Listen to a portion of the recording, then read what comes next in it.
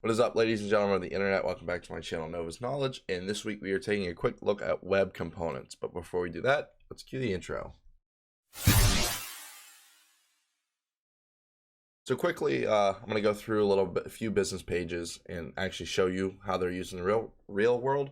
But what are actually web components? So as you can see on the screen right here, web components are basically a component model of the internet that can be used intertwined with HTML and can be used customly to edit your site however you need to. For example, you can add it on different buttons, different widgets, your theme design, the overall UI of whatever you're working with.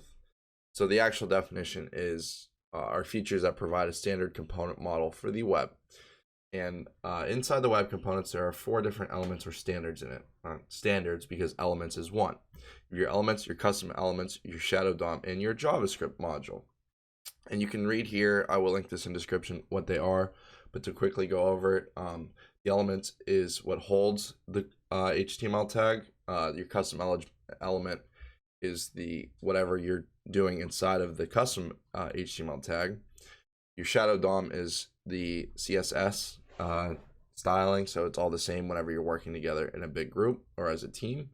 And whenever you have those 3 combined, you get a JavaScript module. And the JavaScript module puts all the 3 of them together, and it makes the element, it completes it so that it can make all of those function intertwined. Okay, so let's take a look now at some actual sites. So we'll start off with EA. So EA uses a ton of these elements inside of their site. And once it fully loads, you can see right here off the bat, you have your custom style. Let's see, you have iron pages. Let's see. We are going to look at, all right, we'll look at the EA local nav. That's just the everything in blue right here, and that's how it's incorporated because you have your the string that it's encapsulated in, and then you have your class name over here, and that's how you continue to edit this site and use this custom tag whenever.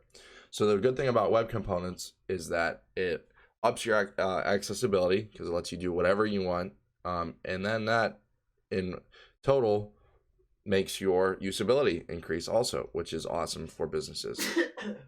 This is how many businesses are running right now, and this is a newer concept, but this is where the web is going in the future and definitely needs to be incorporated in every part of the web. Let's take a look at another website here, YouTube. YouTube also uses a ton of these. As you can see right away, we have the YTD Watch Flexi, the navigation page process. See, different one. Playlist manager, those are definitely important. The guide manager. What else we have? The feedback manager. These are all different parts of the of how YouTube works, because that's basically how their website is designed and built. So we're gonna go. We'll see.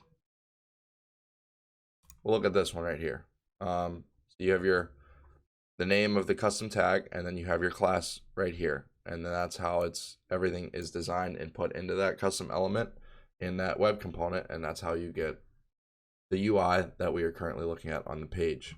Overall, it is very important that companies start using these web components, because this is something that is the future of the web. The custom HTML tags allows or can be used over and over and over again, and they can be used anywhere also in the site.